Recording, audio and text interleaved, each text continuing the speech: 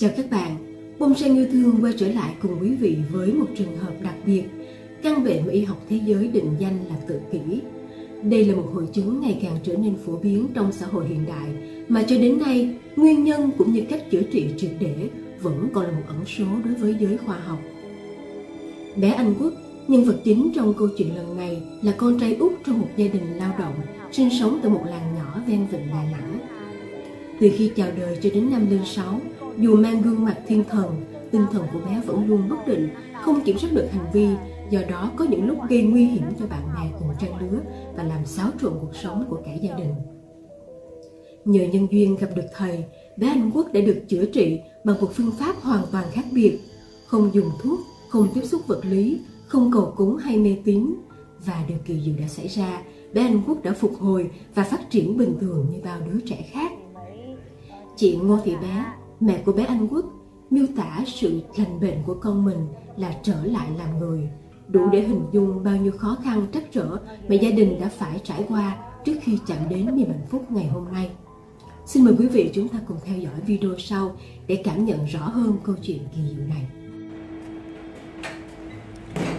Chị Ngô Thị Bé, mẹ của cháu Anh Quốc, là một phụ nữ lao động chân tay. Quanh năm suốt tháng, chị làm việc nặng nhọc, tích góp tiền bạc để chi trả việc chữa bệnh và học hành của con. 6 năm trời, chị đưa con rong ruổi khắp nơi, từ trường chuyên biệt đến bệnh viện tâm thần, từ những lớp kỹ năng hòa nhập với học phí lên đến hàng chục triệu đồng mỗi khóa, đến cả những đêm dài cầu khấn. Nhưng tất cả chỉ như muối bỏ bể. Anh Quốc vẫn hành xử theo bản năng, đôi khi cực đoan, khiến cả gia đình luôn nơm nớp lo sợ, không biết khi nào cơn giận dữ lại bùng lên. Coi trên thông tin đại chúng thì là tự kỷ rất là nhiều, nhưng không phải ai cũng được thầy giúp, đủ cái duyên cái phước đó, thì mới được thầy giúp. Khi thầy giúp đó, thì mọi chuyện nó sẽ nhẹ nhàng hơn, nó giúp cho gia đình em đó, thực sự là nó bớt khổ, thực sự là nó bớt khổ luôn á, cái kiểu là giải thoát khổ đó, giải thoát khổ rất là nhiều luôn á. Khi con không bệnh là đâu rồi chúng ta không làm ăn được, mà kiểu chúng ta lòng đau đớn, kiểu là sau đi mà mình không còn nữa thì con mình nó sẽ như thế nào, mình nghĩ xa tới mức độ như thế. Nhưng mà khi ra đây được thầy giúp rồi, mọi chuyện nó an ổn, rồi bắt đầu tinh thần chúng ta nó thoải mái hơn, thì bắt đầu chúng ta sẽ tập trung dạy dỗ cho con cháu đó, những cái phải cái trái gì đó. Theo y văn thế giới, tự kỷ là một chứng rối loạn phát triển thần kinh đặc trưng bởi sự giao tiếp và tương tác xã hội kém. Các hành vi lặp đi lặp lại và rập khuôn. Triệu chứng được bắt đầu từ thời thơ ấu và phát triển dần theo thời gian. Nếu như HIV/AIDS từng được coi là căn bệnh thế kỷ, thì giờ đây tự kỷ đang trở thành nỗi ám ảnh mới của nhân loại. Không chỉ cướp đi khả năng giao tiếp, học tập, tự lập của hàng triệu trẻ em, tự kỷ còn để lại những vết thương sâu thẳm trong từng gia đình và cả xã hội. Khi sinh Anh Quốc ra thì mọi chuyện hắn rất là bình thường. Sau khi hắn được 3 tháng thì chuyển qua một nhà mới, có nghĩa là người ta lấy đất thuê lại, xong là phải dời nhà đi, thì thuê một cái nhà mới thì bắt đầu nó khó tính khủng khiếp luôn. Đêm nào nó cũng khóc, mà nó khóc trường luôn, nó khóc suốt rồi đó. Xong rồi thấy cực quá, xong rồi bắt đầu thuê người nuôi mà đổ tới 8-9 người mà vẫn không có ai giữ được đó. Chỉ cần là nửa tháng tới 15 ngày hay là 20 ngày là người ta chịu không nổi, là người ta nghỉ, xong rồi thuê qua người khác. Thì khi cháu nó đi mẫu giáo á, thì 1 tuổi 2 tuổi thì cô giáo không có nói gì, tại vì cứ nghĩ là nó nghịch như những đứa trẻ bình thường. Khi lên 3 tuổi 4 tuổi á, cái phản ứng của nó nhiều hơn, nghĩa là nó nghịch, mà nó nghịch thái quá.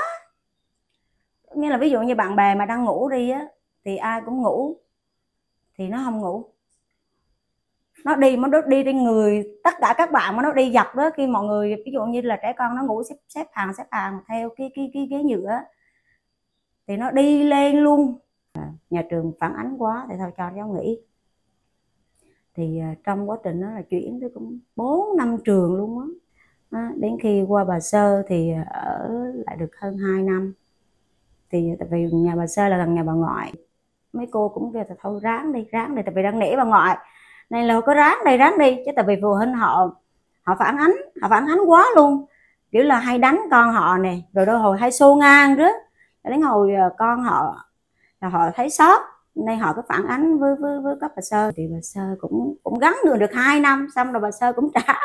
Tới bệnh viện tâm thần thì người ta chỉ test nhẹ thôi, xong rồi thì người ta nói là bị tăng động, thì người ta chỉ nói là bị tăng động, xong rồi người ta bán 1-2 vỉ thuốc gọi là bổ não đó thôi, uống hết chừng đó là không có uống nữa.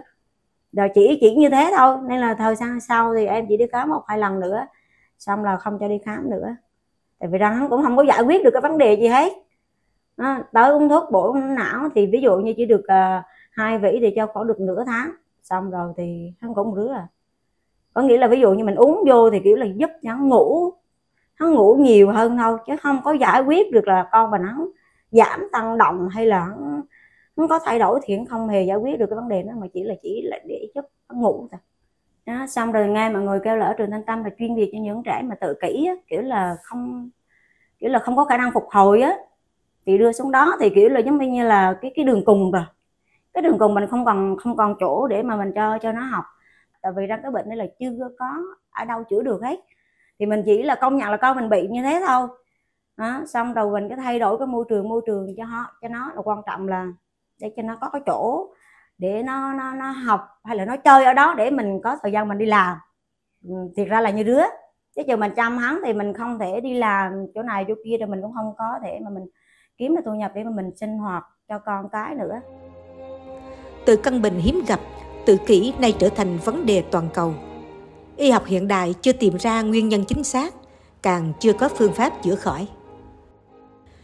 Theo thống kê của CDC Hoa Kỳ năm 2023, từ 1/10.000 trẻ vào thập niên 1970, đến nay cứ 36 trẻ sinh ra ở Mỹ thì có một trẻ mắc tự kỷ. Tại Việt Nam, trong vòng 15 năm qua, số trẻ tự kỷ tăng nhanh đến mức báo động. Ước tính có khoảng 1 triệu người đang sống cùng với hội chứng này. Cứ 100 trẻ em chào đời thì có một em mắc rối loạn phổ tự kỷ. Bệnh viện Nhi Trung ương mỗi năm tiếp nhận trên 45.000 lượt trẻ khám tâm thần, trong đó khoảng 10.000 trẻ tự kỷ. Đằng sau mỗi con số là một gia đình đang kiệt quệ, một xã hội đang oằn mình gánh chịu. Là lên lớp 1, nguyên một năm lớp 1 là không học được một cái chữ luôn. Tại thế là từ số 1 tới số 10 hắn không phân biệt được luôn. Là cháu không có ngồi yên một chỗ, cháu có đi lòng vòng quanh trường đó đó. Khi vô lớp thì mọi người đều là vô lớp để học, nhưng mà cháu là đi quanh trường. Thì giám thị là gọi chứ, có con đi đâu đó, xong là nó không nói gì mà nó chỉ trừng mắt lên nó nhìn, xong rồi thầy la nó thì là nó đánh lại luôn. Nó là lây là đến hầu ngày cả năm lớp 1 là hầu như là cái stress thực sự nó lây tới đỉnh đầu luôn. Tại vì nó quá khủng khiếp luôn. Khi là mình ở nhà mình công việc xong rồi lên trên trường ngày mua cổng điện về chị ở thế này, chị ở thế kia, chị ở thế nọ, cho trời, cái cảm giác mà thực sự là đau khổ đến tới tột cùng, cái áp lực quá lớn. Rồi một ngày, cơ duyên đã đưa mẹ con chị bé đến trung tâm Côn Sơn gặp thầy. Một nơi chan chứa năng lượng thuần khiết, một không gian tràn ngập tình yêu thương. Trong khi y học hiện đại đang bế tắc, có một cách tiếp cận khác từ Việt Nam, nơi một hành trình chữa lành bằng tình thương và năng lượng tinh thần được dẫn dắt bởi một vị thầy. Tại đây, lần đầu tiên chị bé và mọi người được chứng kiến cách thầy xử lý bệnh tận gốc, một phương pháp hoàn toàn khác biệt, không thuốc men, không phẫu thuật, không cầu cúng, nhưng rất nhiều trẻ tự kỷ đã thay đổi ngoạn mục, được trở lại làm người đúng nghĩa.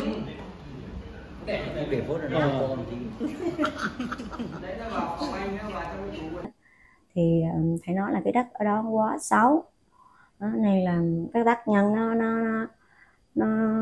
nó ra vô, nó bắt cái linh hồn của cô Bi, thì đôi hồi nó không kiểm soát được cái hành động. Đó, cái khu đất nhà em thì nó cái chiều dài thì nó khoảng 60-70 mét thôi, nhưng mà nó tới 5 đứa bị tự kỷ. Đó, nhưng mà đôi hồi em vẫn là người may mắn nhất các gia đình ở khu đó được chị Thu đó là đưa ra thầy. Khi ra thầy á, thì không hề tốn tiền gì cả. Khi lần đầu tiên mà ra đây á, thì cả tiền ăn rồi tiền ở mấy mẹ con thầy vẫn không lấy một đồng nào hết. Còn cúng kính thì hầu như là không có cúng kính gì cả, cũng không dùng thuốc. Thầy nhấn mạnh, khi căn nguyên của bệnh đến từ các tác nhân phi vật chất, thì việc chỉ sử dụng thuốc men hay biện pháp vật lý là chưa đủ, thậm chí giống như lấy dao chém vào không khí. Cần có sự nhận diện và xử lý đúng chỗ, đúng đạo lý. Phương pháp của thầy dựa trên một nguyên lý, yêu thương là năng lượng chữa lành mạnh nhất. Năng lượng tình yêu không chỉ đẩy tác nhân xấu ra khỏi cơ thể, mà còn làm hồi sinh những chỗ tổn thương. Cái đầu tiên mà mình thấy đó là gì? Cái đất ở nhà nó rất xấu. Mà rất xấu là dùng cái oán hận ở trong đấy nó rất nhiều. Nhiều đến mức mà gì nó gây tổn thương cho thằng bé. Nó tác nhận đó nó xâm nhập vào thằng bé vì thằng bé mất cân bằng. Vì oán hận nó lớn mà. Quan trọng nữa là gì? Cái dẫn dắt đến đất ở đó là do chính cái tổ tiên nhà người ta nó nặng nề. Có nặng mới dẫn đến nó đưa đến đấy mà, đất tìm người mà. Thế thì để trải qua thằng bé đấy, nó kết quả nó đưa các cái tác nhân, cái yếu tố mà oán hận ở trong đầu thằng bé, trong người thằng bé ra ấy. Thì chúng ta phải giải tỏa các cái gốc đó. Con hiểu chưa nào? Cái gốc đó nó rất quan trọng mà. Thì khi hết cái gốc thì không có người vào nữa. Thế thì cái vấn đề đầu tiên là gì? Chúng ta phải giúp được cái oán hận quá khứ đấy người ta đi tu hết. Và mình đủ sức mạnh về mặt sức mạnh năng lượng và quyền năng nhất định để đưa họ đi tu được. Thì họ cân bằng lại, trở lại trong tình trạng phi chất thì họ đi tu hết. Thì muốn tu được phải bỏ thận. Đơn giản thế mà. Thế là mình đã làm được việc đó thì họ sẽ đi tu hết. Thì dĩ nhiên là chúng ta giải tỏa được cái gánh nặng quá khứ. Ở trong đầu thằng bé không còn cái tác nhân đó nữa. Và chúng ta có đủ sức mạnh năng lượng ấy để hồi sinh nó trở lại. Hồi sinh nó. Nói ví dụ nữa là gì? Có những kẻ bên ngoài biên giới này nó phá hoại chúng ta bằng cách này, nó dùng các trí tuệ, nó thỉnh các trí tuệ ngoài cái đất, bắt linh hồn của con cháu chúng ta. Và linh hồn nó không có, như cái nhà trống không có sổ đỏ ấy, thì nhiều kẻ nó vào được, trong đó có rất nhiều kẻ xấu. Con xin mời thầy. Mày hiểu chưa? Thì vấn đề ở chỗ là nhiều kẻ xấu như vậy thì nó dẫn dắt đến hành động sân sắc của thằng bé, dẫn động sai ấy, ứng xử lung tung cả. Nó không nghe. Ví dụ thế, bảo đi ăn cơm nó vào mẹ toilet nó ngồi. Nó ví dụ thôi. Tức là nó không có ý thức về việc định hướng cho việc làm và suy nghĩ của nó. Hiểu chưa? Chỉ sau 3 tháng kể từ ngày bé Anh Quốc được gặp thầy, một sự chuyển biến kỳ diệu diễn ra. Anh Quốc nó đỡ dần. Thì thời gian đầu thì về nhà thì cũng không thấy đỡ liền đâu, mà cũng phải vài tháng sau thì cái tính tình của nó đỡ hơn. Ví dụ như là khi mà chưa được chữa thì nó rất là nóng nảy. Khi mình nói gì là nó trợn mắt ra, để nó trợn mắt rồi nó kiểu là có thái độ nó khủng khiếp lắm. Nhưng mà khi được thầy chữa thì bắt đầu nó nhẹ nhàng hơn. Ví dụ như nó cũng ví dụ như cũng trợn, nhưng mà lâu lâu mà nó bức xúc đó thì nó mới trợn. Nó cũng nhẹ nhàng hơn cái lúc mà chưa được chữa. Dần dần qua nhiều tháng thì nó giảm dần cho tới bây giờ thì hầu như là cái tình trạng mà cháu vô ý thức, cháu không kiểm soát được cái hành động của mình thì thực sự là nó không còn. Rồi ăn nói thì nó hiểu chuyện hơn, nó biết được nhiều chuyện sai trái hơn. Rồi nó học được. Lớp 1 thì đợt vừa đầu được lên lớp. Lên trường thì cô cũng khen là bên đây anh Quốc thay đổi hơn. Cái năm lớp 1 cô Hiên dạy nghe, biết nghe lời hơn, rồi ngồi im. Còn cái năm lớp 1 là hắn vô lớp xong rồi là hắn không cho bạn môn ngồi học luôn. Hắn mượn bút chì rồi vở sách chỉ là hắn cứ giật ngang đó, hắn không cho ai học luôn. Rồi cô nói hắn là hắn trợn mắt lại đây, hắn không có sợ cô luôn. Rồi lớp 2 thì cháu cũng học, cũng nói chung cái sự tính toán của nó rất là nhanh. Khi nó học bài nó học rất là nhanh. Chị lớp 2 mà trừ là chỉ học ví dụ như nhân 2, nhân 5 hay chia 2 chia 5.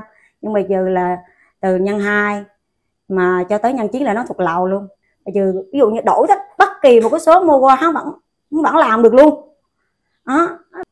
Tại thế là khi được thầy chữa lành thì mọi việc nó suôn sẻ, nó có đường rộng rãi, nó đi nó kiểu là con người mình hắn nhẹ hơn rất là nhiều. Thì vì thấy con nó phát triển lên từng ngày, mình thực sự là rất là mừng.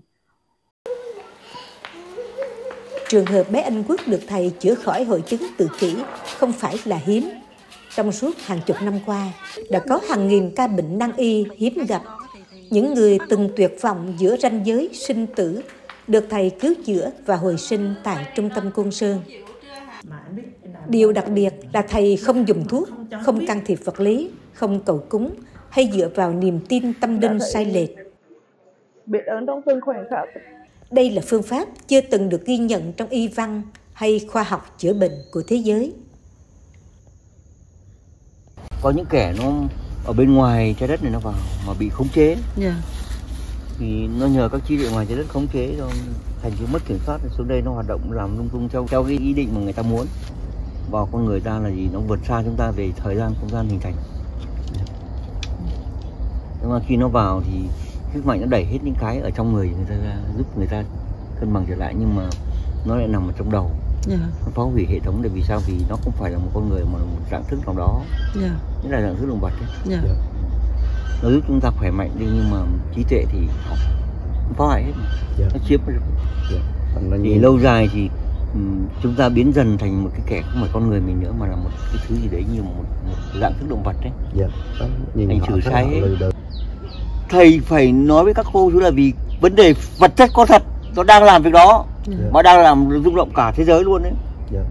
Thì vấn đề phi vật chất, vì đây là quy luật như thì không khác như thế cả. Chỉ có điều nó làm nhiều hơn nữa, mạnh hơn nữa. Vì sao? Thì không ai kết tội được chúng nó.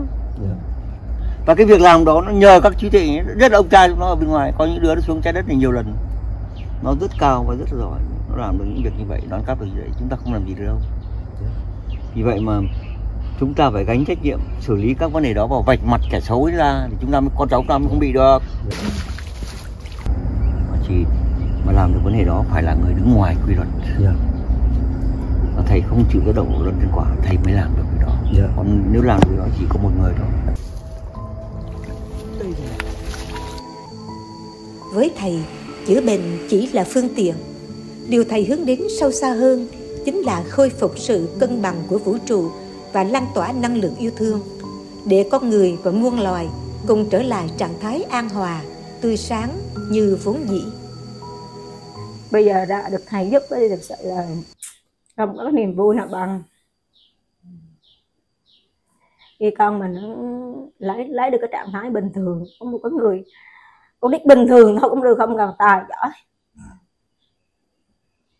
nhưng mà bây giờ nó rất là ngoan, rất là hiền, rất là, nó không có còn nhảy lung tung nữa, còn không còn có mất ý thức, không còn cái vô ý thức nữa, không có cái niềm hạnh phúc nào hơn. Con thực sự là cảm ơn thầy rất là nhiều. Khi chữa thì thầy có dặn dò gì mình không? Khi ra thầy thì nó giúp chúng ta thay đổi được rất là nhiều, từ cách nghĩ, cách nói, cách làm, đều chúng ta phải sống thiện lành. Quan trọng là phải sống thiện lành, phải biết yêu thương. Dù cho thuận duyên hay nghịch duyên thì chúng ta vẫn giữ được cái tâm thái của mình, là chúng ta vẫn ổn định. Cái tâm từ chúng ta là quan trọng nhất. Quan trọng là chúng ta phải sống thiện, sống lành. Còn nếu như chúng ta cứ áp bãi thì cái nghiệp duyên rồi cái nhân quả thì nó sẽ tới với chúng ta, dù không là bây giờ nhưng mà tương lai thì nó cũng sẽ xảy ra. Tại vì luật nhân quả thì không ai thay đổi được. Ra đây thì điều thầy mong mỏi mọi người là quan trọng là phải biết yêu thương tất cả mọi người, yêu thương đồng loại, yêu thương tất cả, phải sống lương thiện, phải sống có đạo đức, sống có nhân cách tốt. Đó là thì lời mà thầy muốn tất cả mọi người ai cũng phải cố gắng sửa đổi để hoàn thiện bản thân mình tốt hơn mỗi ngày. Giờ đây anh Quốc đã là học sinh lớp 3. Em thuộc lầu bảng cửu chương, làm toán nhanh nhẹn. Điều mà trước đây 2 năm chị bé không thể tưởng tượng ra ngay cả trong những giấc mơ đẹp nhất. Ai có thể tin rằng cậu bé ngày nào còn lạc lõng trong thế giới riêng, nay đã hồn nhiên vui đùa như bao đứa trẻ khác. Rồi, cả lớp cho bạn chào vỗ tay đi. Phương pháp của thầy không chỉ là trị bệnh cho thân, mà còn là hành trình giúp con người trở về với tự tánh sáng trong, với nhân chi sơ, tánh bản thiện. Đó không chỉ là một phương pháp, mà là một sứ mệnh, một hành trình tâm linh vì con người và vì sự sống trên hành tinh này. Các bạn vừa theo dõi câu chuyện chữa lành đầy kỳ diệu của bé Anh Quốc. Sau 2 năm được thầy chữa trị thì em đã có thể hòa nhập cuộc sống như một đứa trẻ bình thường. Em đến trường trong một tinh thần và phong cách hoàn toàn khác, đến mức khiến cho bạn bè và thầy cô ngỡ ngàng như đang gặp một con người mới. Phương pháp chữa bệnh của thầy là hoàn toàn khác biệt và chưa từng có trong lịch sử y học thế giới. Thầy bảo rằng tình yêu thương có thể chữa lành tất cả. Trong bối cảnh rất nhiều bệnh lý hiện đại vẫn còn chưa rõ nguyên nhân và có cách chữa trị hiệu quả, thì việc thầy và các đệ tử vẫn kiên trì thực hành phương pháp chữa bệnh, không dùng thuốc, không tiếp xúc vật lý và không dựa vào các tín ngưỡng sai lệch, cho thấy rằng đây là một lĩnh vực xứng đáng để các nhà khoa học nghiên cứu và quan tâm một cách công bằng và thấu suốt, để mở ra những hướng tiếp cận mới cho sức khỏe tinh thần và thể chất của con người trong tương lai. Xin mời quý vị cùng chia sẻ và trò chuyện trong phần bình luận bên dưới nhé. Xin cảm ơn sự quan tâm và theo dõi của quý vị, và xin hẹn gặp lại trong các chương trình tiếp theo của Bonsang Yêu Thương. Mọi thắc mắc xin gửi về địa chỉ thư điện tử bongsangiêu thương@gmail.com. Xin cảm ơn.